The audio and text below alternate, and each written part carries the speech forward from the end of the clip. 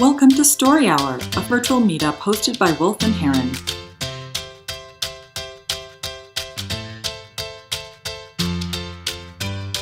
Awesome.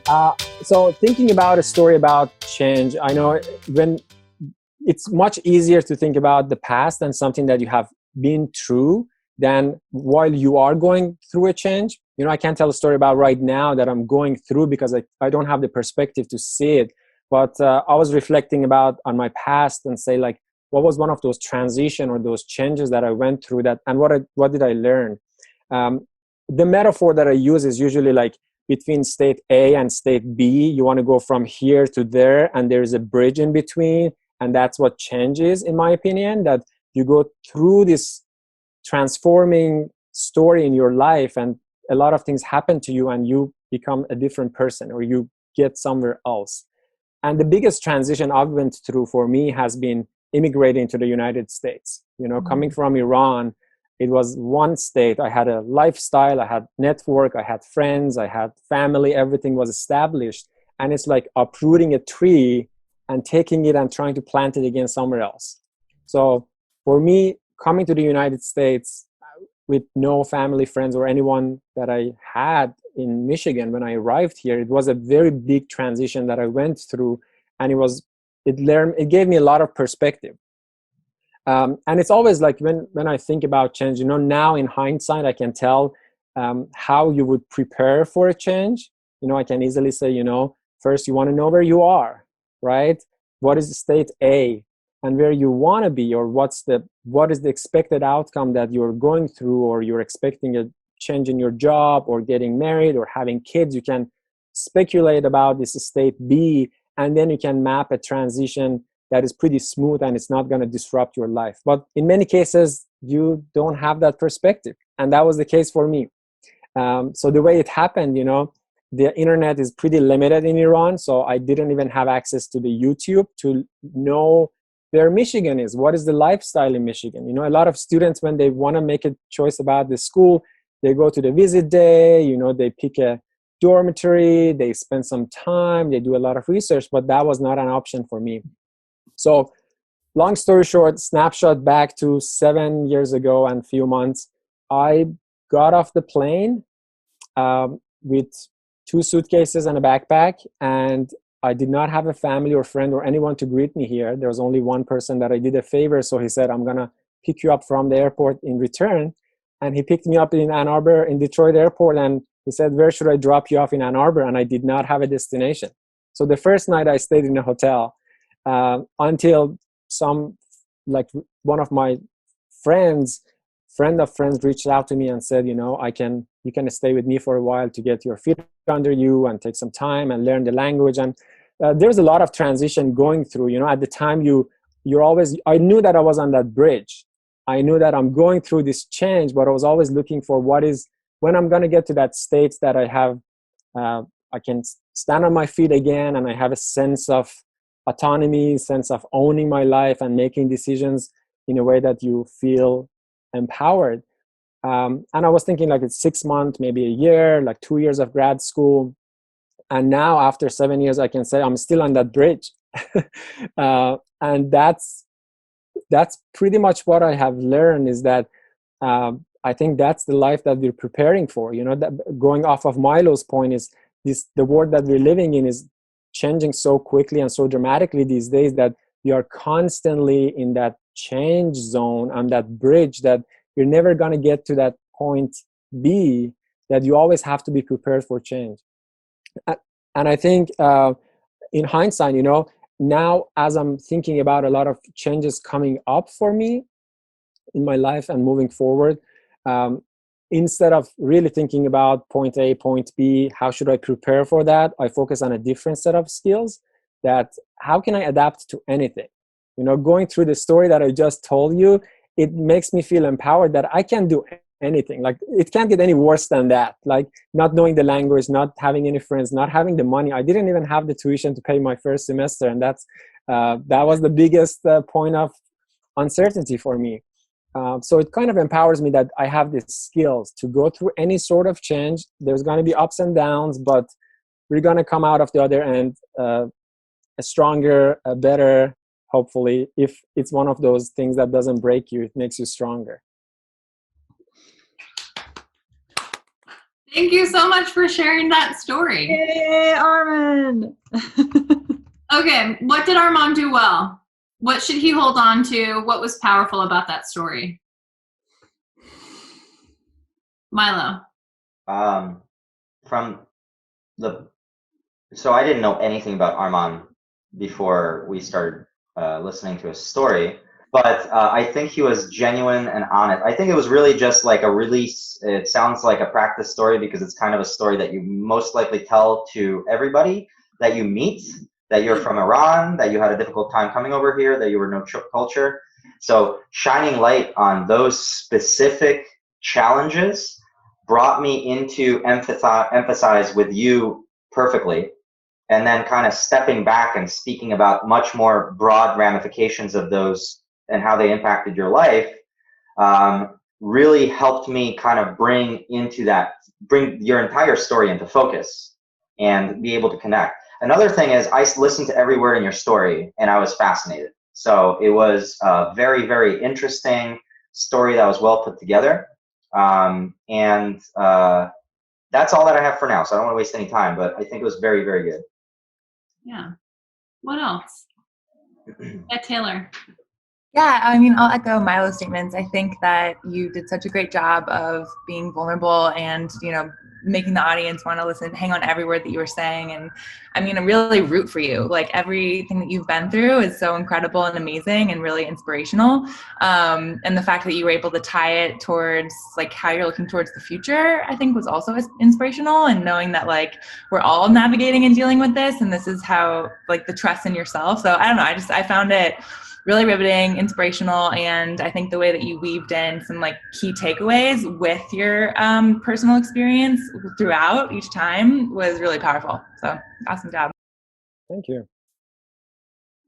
I'll echo that as well. And I think it's interesting that, Taylor, you started doing that with your hands, because I think one of the most powerful things that you did is using the reference to the bridge at the beginning of your story, and then being able to weave that reference in throughout, so that we're like, it's this theme that we're constantly checking back in with, and it makes it easier for us to hold on to the bigger message of your story.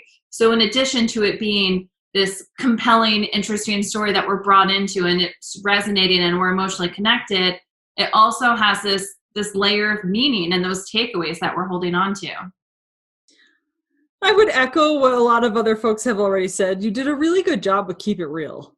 It's like you spoke from your experience. Your experience is very compelling. You have a very rich story that you leaned into. Mm-hmm. You brought a lot of yourself to the story that you told. We all connected with you. And that's extremely powerful. Even though we may not have the immigrant experience, I at least walked away feeling like I knew a little bit more about what an immigrant might go through. Okay, what are some experiments that he could do? What could he try next time? Yeah, Milo. I didn't really get the connection, because in the beginning you said that a bridge, the picture you painted was that there is an entire region of stability, a tiny little bridge between the states, and then a massive other state of stability. But at the end, what you drew was a bridge that actually extended practically your entire life since you've arrived in the United States, and you're still on. So I think that just make sure you have your metaphors lined up so that they make sense in the end, because it had me scratching my head and wondering if that was the intention, for you to take this short little bridge and develop and stretch it out and be like, change becomes your life, which would have been something like a phrase that maybe tied it all together. That's exactly, Milo, the point. Like, that's how I used to think about change, that there's two stable states that you go through a bridge that is not very stable, but you're going to get on your feet again, and you're going to be able to feel empowered and stable. But through the 7 years of past my life, I realized that you never get to that other side of the bridge. That has been the case for me, at least. Maybe I can report back sometime in the future and I get to the other side, but that was my learning point, that this bridge is endless. Yeah. Other ideas? what experiments that Arman could do with his story? I was just saying, I think because I was pretty captivated, and because I was captivated, it wasn't, you stopped me from thinking too much, actually. In a way, I was just along for the ride. So I think that's kudos, right? It was a compelling story, and so maybe what might be interesting, I would suggest, is I think this is worth developing further, right? This was the extemporaneous version. So what is a version of this that you do prepare? Who might be an audience for it? What might you want to focus on as the theme in that case? Is it potentially other people that might follow you in your steps that you can share a bit about how that experience felt? And then how can you just continue to make it a powerful story and stay present with the emotional piece, stay present and conversational, even after you draft it and develop it into a refined story? Mm-hmm. Yeah, I think that's something that you could play around with. Stephanie? I only say this as a nit, but there almost always is opportunity to play with engage emotion more literally.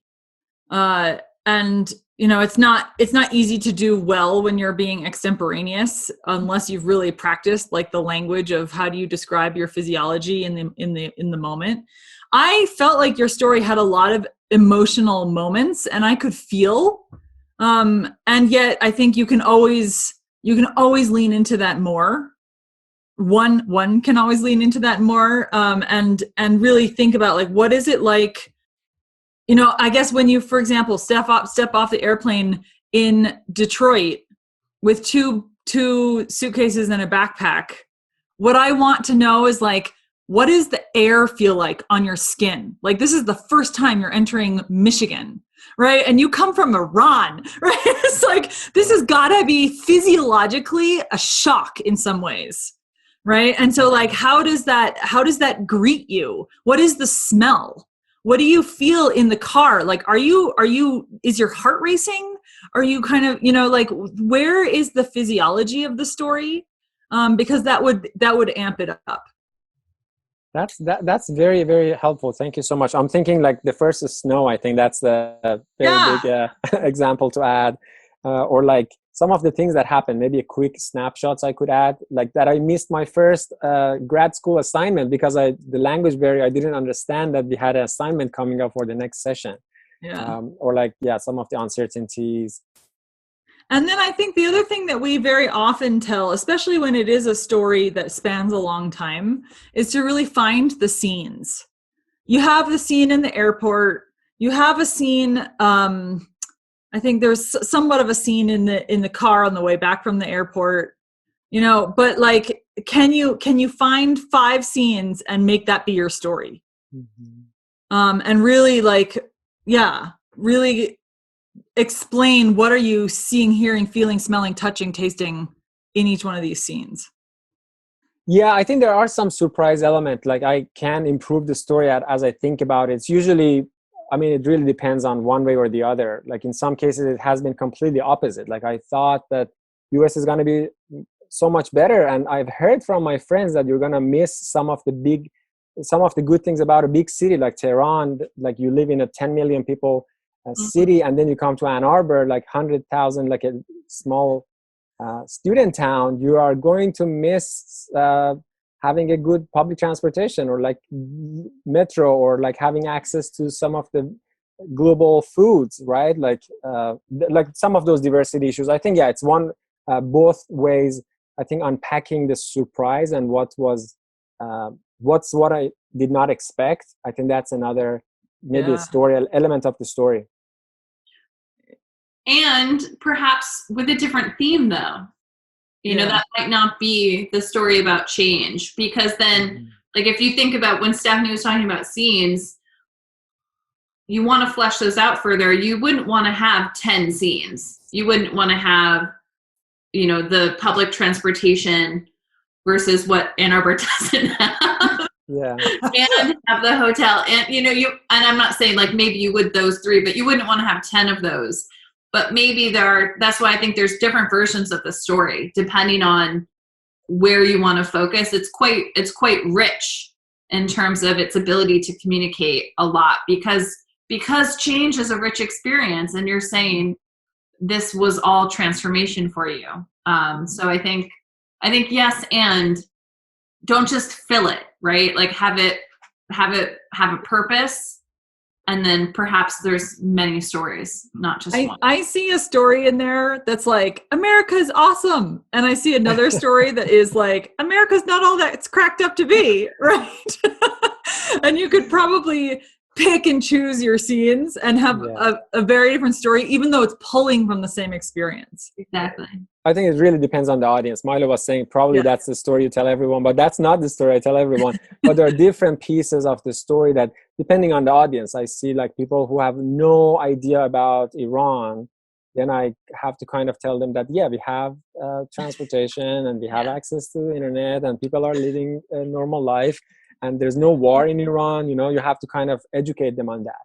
Or on the other hand, people may think like, US is not as great as we think. And you have to explain that, in perspective, there are things that are great about the US. However, things could be improved. So it really depends on the audience and the context that I adjust the narrative, right? That's a perspective that many people may not have to live both of these lives to know the similarities and the differences. That's right. I almost feel like if you were to sit and like think of the 30 scenes and flesh them all out, you could then you would have basically practiced 10 different permutations of the story, because then you could just pick and choose the scenes that make sense for this moment, right? And you can almost be like, okay, these three sell this theme, these other three sell this other theme. And if you have all 30 scenes built out, I mean, man, you could have the scenes themselves are also individual stories. I see you have a TED Talk in there, where you have like little clips of the story that you drop along the way of your 18 to 20 minutes. And then of course, in the middle between all of those little clips, you have whatever, your bigger issue topic is. Yeah. I don't know if you were able to read it, but that is one of my goals. Like it may not be about immigration, but having a TED Talk about this experience, going through this whole thing and how many people may not know it, may not understand it. Yeah. So that's something to aspire and work on. There you go. There's your homework assignment. I know University of Michigan TEDx takes alumni. Okay, we can follow TEDx up on Michigan. That. You can apply. Well, and I bet anything like that is looking for speakers right now because they're doing things differently. So it's probably an opportunity to get involved in some things that were more exclusive before. Thanks, definitely. Yeah, if you think I'm on track to get there, I'll get it started. Don't wait till you're on track. Get the application in and then figure out how you're going to be ready by the time it shows up. Well, thank you for the story, and thank you everyone for feedback. Visit wolfandheron.com to find out more about our story hours.